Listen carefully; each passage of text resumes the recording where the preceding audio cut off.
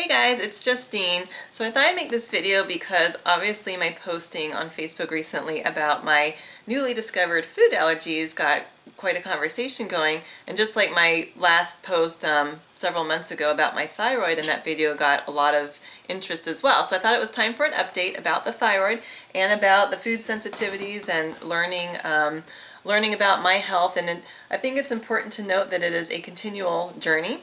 Yes, I'm a health coach, yes, I'm a nutritionist, but it doesn't mean I'm perfect, nor is my body perfect.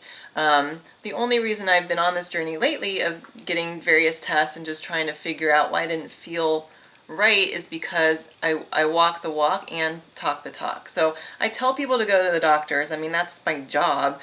I work for a corporate wellness company, and we tell employees you have to go get your blood work done, figure out your cholesterol and your blood pressure and your glucose and all that stuff.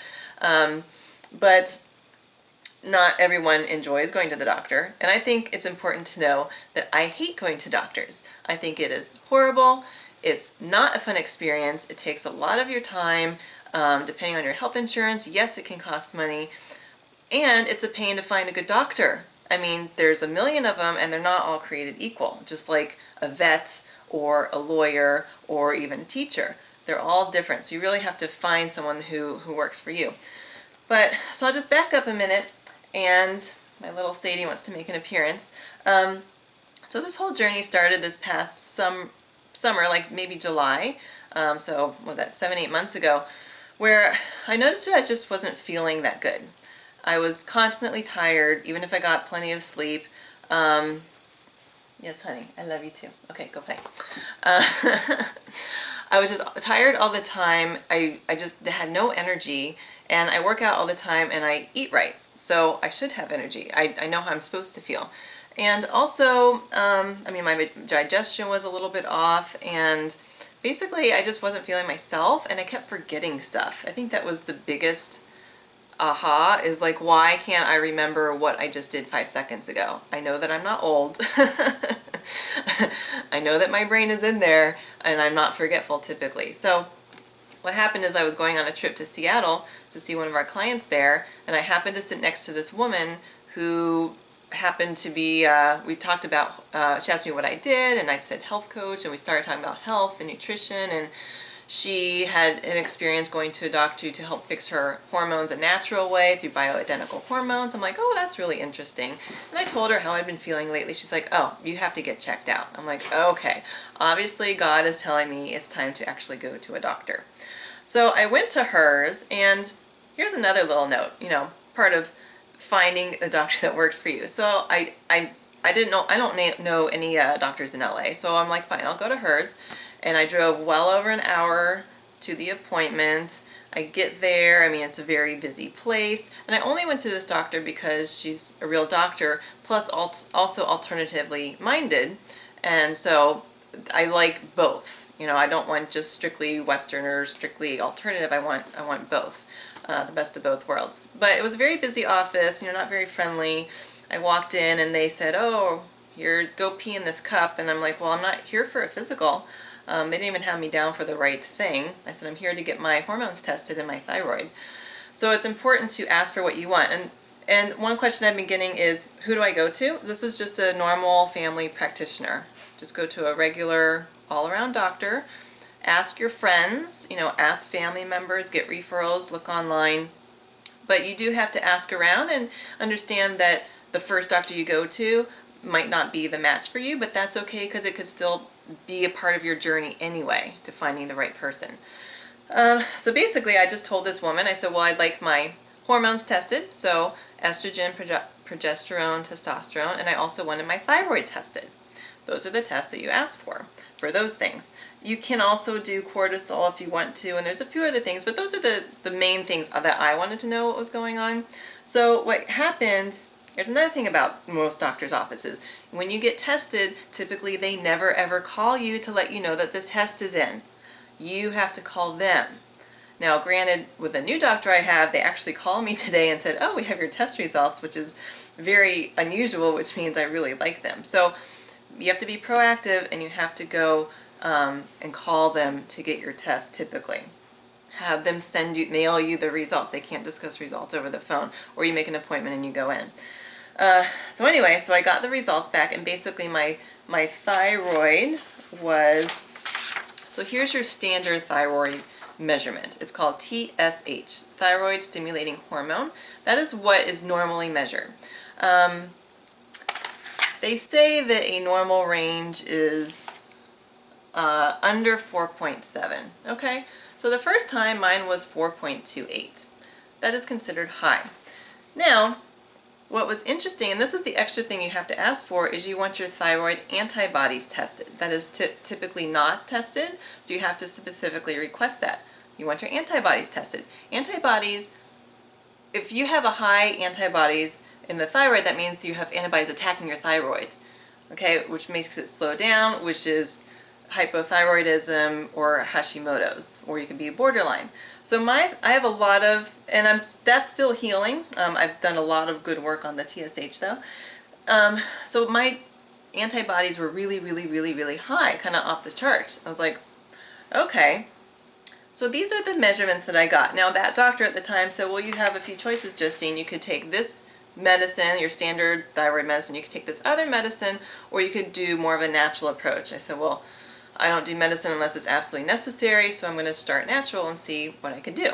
So what I did is I had to cut all caffeine. You can't have anything that is stimulating, because the endocrine system is all connected. So our thyroid, so when we have caffeine and like, I don't know, Red Bull, Monster drinks, anything like that, it stimulates our adrenal glands. It puts us in a sort of permanent fight or flight response. Blood rushes away from the stomach, so it causes digestive issues because it goes into your appendages, because we need to be alert from when we're running from a predator. You're just sort of on this constant state of alert, and it really exhausts the adrenal glands over time, and the thyroid gets tired. The brain, so there's T3, I gotta check this, but T3 is either formed in the thyroid, and T4 is in the brain, one of the two. Anyway, they work in conjunction together. So what was happening, why I was forgetting stuff, is because my thyroid was working so hard to try to get my levels to be normal that the brain was getting tired as well. Who knows? Like the brain was like, I gotta help this guy out. So anyway, that's a little side note. So basically, I cut out all caffeine. I started to incorporate coconut oil into my diet because it has a medium chain triglyceride, which is really, really healthy for us. It helps naturally boost the metabolism and boost the thyroid. I incorporated, this is really great for your thyroid, is iodine. Now, you don't want to ever take iodine supplements because you can overdose and it could be poisonous to you. So what you want to do is get iodine naturally. I found these great little things. They're called Seaweed Snacks. You can find them in most grocery stores now. It's usually sort of in the ethnic Asian food aisle. And it's like no calories, you know, very, very lightly salted with sea salt. And they're very thin, has an interesting texture, but I think they're sort of fun. It's like my new chip to eat. So I eat one of these basically every day, because this way, when you get your iodine naturally from food sources, it absorbs what it needs to, and then you can't like get too much iodine that way. All right, same thing with like sushi, you know, when they use the seaweed there, that's good. Different shellfish has some iodine in it. So I started eating more seafood, which seems to help a lot. I started getting sleep and like going to bed at a decent hour, getting really, sleep is when we relax, so getting like the 8 to 9 hours if possible. You know, if I get less than 7, I just don't feel good, and now I know why. Cutting caffeine was probably the hardest thing I've ever had to do, and I did have a headache for 2 days, but it's so worth it. And although I miss it, like, you know, it's so yummy, I just think of what it's doing in my body. Like I can go get my coffee, but then I'll feel temporarily good, but I'm going to feel like crap later, and I'm harming myself. So that made that decision relatively easy. I also, so the doctor had a natural, so this, you can only get this through a doctor. It's a whole food supplement. The company name is Standard Process. This is a thyroid supporting sort of vitamin, and I take this twice a day. So what happened is 6 weeks later, I went back and got the blood tests, Again, with that doctor, I had a request. It's just a whole thing. I'm so glad I found a new doctor. Anyway, so what happened is, and this is interesting, so this TSH was at like 4.28 before, right? High is 4.7, so I was like borderline kind of high. So it has dropped down to 2.87, so almost in half in 6 weeks, which is really great. However, that doctor forgot to also request the antibody test, so I still had no idea what was happening with my antibodies. But that was really, really good improvement through doing what I just told you. Now, this new doctor I found because, one, I needed somebody closer. I needed somebody who would actually spend a little time with me and explain things, and just so basically I started asking friends for referrals. So I have a friend in Vegas who called her doctor, who referred this doctor here. So this is just how this happened, and she happens to be in Santa Monica if you're ever in the area and want to go to a good doctor. So she looked at my number. She's like, well, because the other doctor said, well, that's good, you're normal. And this one says, you know what, no, I want your TSH under 1.5. That's really what I like. I'm like, okay, so we still have some work to do. So I am continuing to just, it does take some time, but part of all of this process is that she recommended the new doctor to get a food allergy test. This is, again, you just ask your regular doctor, I want a food allergy test. It is a blood test. It comes back in 2 to 3 weeks. And these are, so what I learned today is that I'm extremely allergic to casein, which is in a lot of dairy, like cheese, can't have that, eggs, so a lot of things I'm going to have to, I don't do a lot of dairy anyway, and it's interesting, like on this thing, because I love goat cheese. I'm like, why do I love goat cheese? I hated goat cheese, but it's like one of my good foods. So I can have goat cheese, but I can't have, like, cheddar. So that's very interesting. Also, I am completely allergic to wheat and gluten. It is like beyond the charts on here. And I go mostly gluten-free anyway, just because I notice my stomach feels better and it sort of runs in my family. But just seeing this on paper says, okay, I really can't have gluten, and that's fine with me. Good thing there's a lot of good foods out where you can sort of make the substitutions pretty easily. Egg whites, egg yolks, which is interesting. I mean, I love eggs, but there's other foods out there. Garlic is sort of interesting. And then the most fascinating thing I learned today is I am allergic to coffee.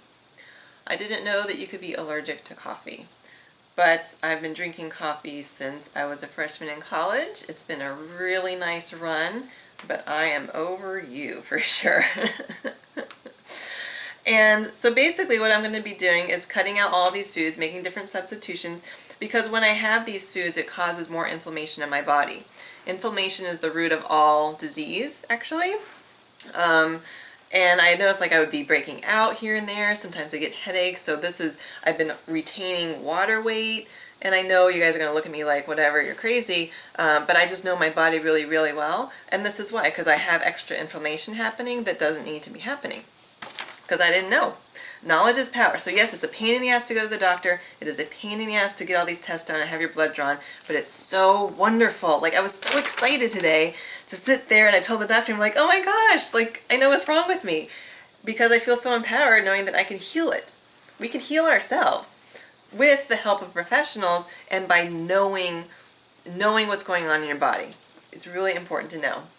And the last thing that I need to heal, and this can be healed, is I have something called candida. So all that is a yeast overgrowth. It's extremely common, actually. And this is caused by either if a person eats a lot of candy, a lot of sugar, or if they've taken antibiotics in the past.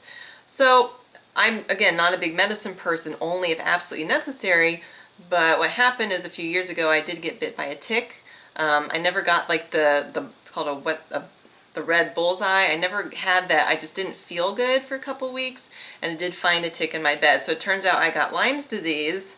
Luckily I caught it early and I am cured, but I did have to take antibiotics, a very strong dose, for 30 days. It was 3 times a day for 30 days. So that is why I have the candida currently. But again, what's really cool, and candida, if you have a yeast overgrowth, basically it feeds on sugar. So it loves sugar, it loves, you know, simple carbs. That's what it loves. So I really have to, and I don't really have that much sugar anyway. I'm just going to have to cut out a few other things and make some different substitutions. Even have like a little bit less fruit, like just some berries here and there. So, and I have to, like, I can't have red apples anymore. Like, I love the Honeycrisp, but now I have to do just green because it's a little less sugary. But that's okay. I mean, I'm cool with that. But that explains a heck of a lot, is why I've been feeling what I'm feeling.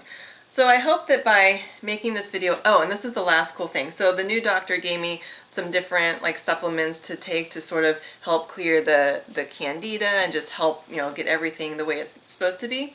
But I just learned, so we know how good coconut oil is for us. It's amazing.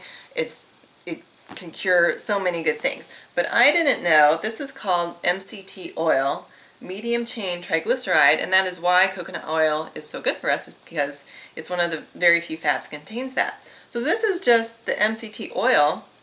So I take like 1 or 2 tablespoons of this a day. So this is like the best part of coconut oil in a bottle. And I had noticed sometimes with the coconut oil, it did upset my stomach a little bit, but that's just because of the candida and the digestive stuff. So eventually that won't happen. So I'm like, this is so cool. And one really good thing about coconut oil and medium chain triglycerides is it actually helps you reduce, naturally boost your metabolism, and you naturally like reduce your waistline by a little bit. So I know I'm a nut, but these little things get me excited. So I hope that this helped whoever is watching this, just empowering you to just trust your gut. If you don't feel like yourself, if you knew that you've had energy before or you haven't been as tired before, you have to trust that you probably need to go to a doctor and just start getting some tests done and just figuring it out. And don't just assume, oh, it's because I'm working, or it's because I'm taking care of the kids, or I don't have time for myself. I don't have time to make that appointment. You have the time. It's really important to catch whatever it is early so that you can cure it early and not have to deal with it later. All right, I hope that helped. I'll talk to you soon.